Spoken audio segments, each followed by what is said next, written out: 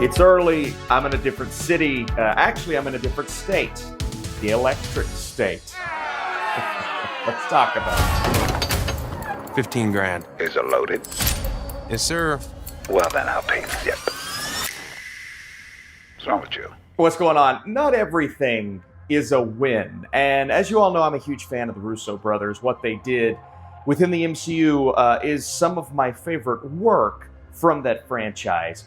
Now, outside of the MCU, it's been a little different, and I'm going to make a video ranking all of their movies, but The Electric State was kind of back to a similar-ish formula, where this is like a $320 million film on Netflix. First of all, that's ridiculous. Second of all, I was looking forward to it because what I had heard about the source material is that this is more dark, gritty, desolate than what we saw in the trailers, and I was hoping they could kind of capture that post-apocalyptic formula here, still being a movie for families, obviously, but I want to talk about The Electric State. So if you've seen this film on Netflix, let me know. Did you like it? So Millie Bobby Brown, as you know, she plays Michelle. She is living in a society where these sentient robots resembling cartoons and mascots once lived alongside humans peacefully, but now they're exiled following an uprising. So this isn't tackling the robot uprising, it's the aftermath of that. But there is a new adventure that Millie Bobby Brown's character finds herself on, where she encounters characters played by a Chris Pratt, a Stanley Tucci, Giancarlo Esposito, a really good cast, like stacked across the board. This is probably where a big portion of that $320 million went. Now, Chris Pratt was the other notable guy here. He once again plays this grifter-type character, very Star-Lord-esque, with a heart of gold. And so you enjoy him falling into a role like this, but at the same time, I'm kind of like, I wish they either would have cast someone else to make it feel a little different than Star-Lord. It does. It's not the same. But you're thinking that while it's going along, because that's what you expect this type of character to be. And it is. And there's also this relationship between he and one of the robots that feels like Star-Lord and Rocket Raccoon. And so I just couldn't help but to make those comparisons. Now, one night, Michelle, Millie Bobby Brown's character, is visited by Cosmo, who seems to be controlled by her genius younger brother, who she thought wasn't alive. And so this spawns kind of the story, the path that we're on, the journey, the road trip, if you will. And inevitably, the emotional beats of the plot kind of come from that, her relationship dynamic with her brother. And admittedly, the movie got off on a terrible start. The opening sequence between she and her brother, the dialogue was rough. The performances felt off, a little awkward. And just the editing, man. I mean, we're cutting back between Michelle and her younger brother, and just the consistent cuts and the fact that there were like 17 different times where we go back and forth. I'm just like, this is just one scene where two people are talking to each other. I hope the whole movie's not like this.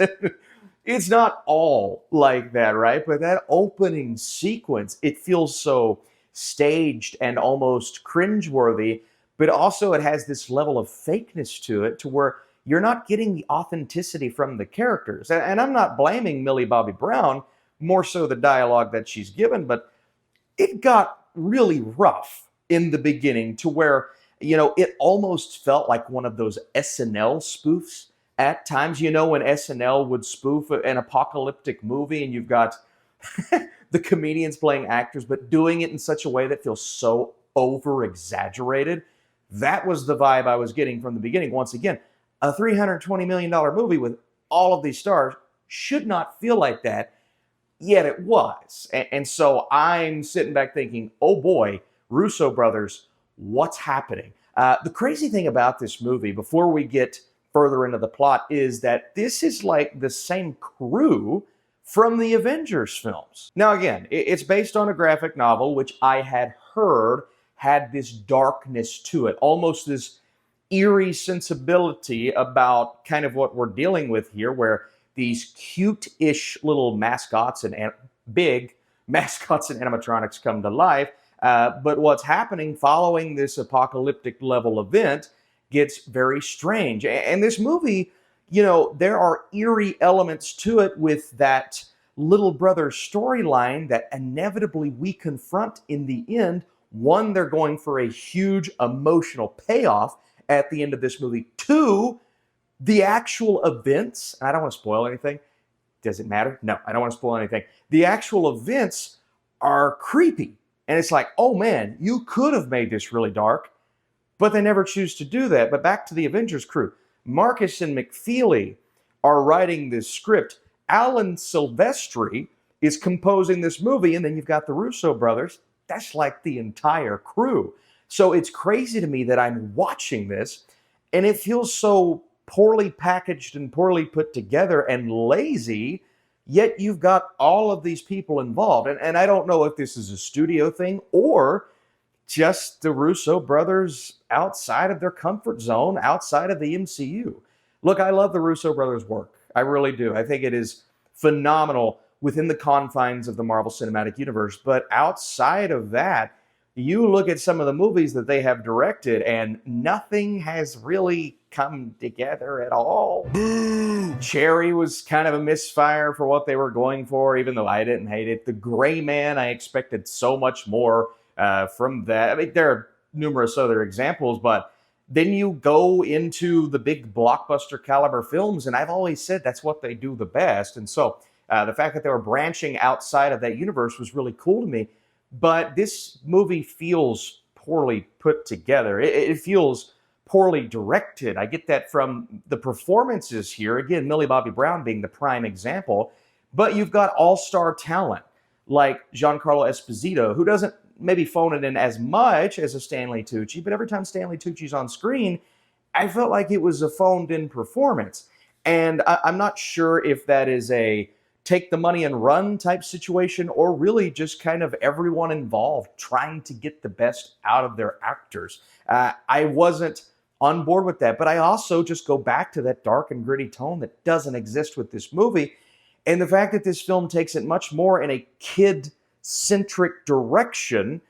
I could call it a family film-ish, even though there are dark elements, but there are so many jokes and a sense of humor and moments and scenes where I'm like, that's something that, yeah, my daughter's going to laugh at when she's 6, not that Austin's going to laugh at when he's 30. And so it's one of those things that I don't think this movie tonally did what it was supposed to do. Now, visually, it's not the worst thing I've ever seen, but there are so many aspects to the production design, to the overall lighting and craft of the film. It has that Netflix look to it, almost that hue that makes it look really cheap. The CGI does work. There are a couple of animatronics that aren't bad. Honestly, my favorite performances in the movie, we're talking about the voice acting behind the robots, Jenny Slate, Woody Harrelson, Anthony Mackie.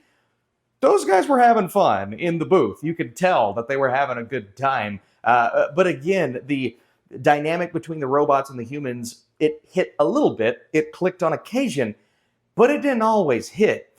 And that's kind of what is supposed to salvage this movie as you're going, is that strained relationship between robots and humans, how some of them are good, have always been good. Some of them are good, used to be bad, and a lot of them are still bad. But also, how does her younger brother play into this, and what is that journey all about? Is this road trip a successful road trip type of movie? But it is a type of movie, a plot that I've seen over and over in these types of, I mean, even a post-apocalyptic road trip movie. I've seen numerous better examples as of late. Here's what this film does. It excludes the darkness, I believe, necessary for a film like this to work. I think of even Ready Player One, which was much more of a family-centric film, but it had darker elements, not really dark, but darker elements to it that I believe made it just a better example of what this is trying to do. I talked about recent movies, Love and Monsters. I mean, we're not dealing with robots, we're dealing with monsters, but that had heart, that had charm, a significantly lower budget, characters that you cared about. And how about just the classic comparison, Terminator? I mean, this is like, what if Skynet failed and what it was trying to do in a PG world, not obviously an R-rated world, and then the aftermath of that. But again, you're excluding a lot of those things that put spectacle ultimately over substance, And that's what this film did. It tries to create a $300 million spectacle with these big, grand special effects that, mostly work from a CGI standpoint, but that color grading, that all in all cheapness to it makes it more of a style over substance type of movie. And from a substance standpoint, man, I just wanted to care about these characters a lot more. And you can't help but to feel a little bit at the end when you get that resolution between her and her brother, because ultimately that's the basis of what this story is revolving everything around. And that was sweet, but it's like, man, if I don't care about the journey, why would a destination that is that emotional move me in the first place? I just didn't really care about the journey, and I felt the cheapness of these characters, not as much the cheapness of the overall aspect of the movie like I expected, because I expected it to look and feel cheap all the way through, but it was more so the writing. And I believe Marcus and McFeely are solid writers, and so I just don't know where the disconnect was. I don't know where it went wrong, and I believe it's a tonal disaster.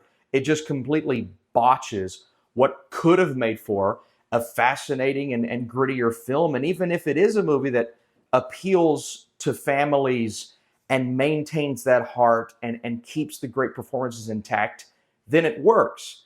But I don't even think it accomplishes that. So ultimately, this is a lifeless feeling blockbuster from the Russo brothers. And I didn't expect, I was hoping that this wouldn't do that. Also, I do want to shout out the score from Alan Silvestri.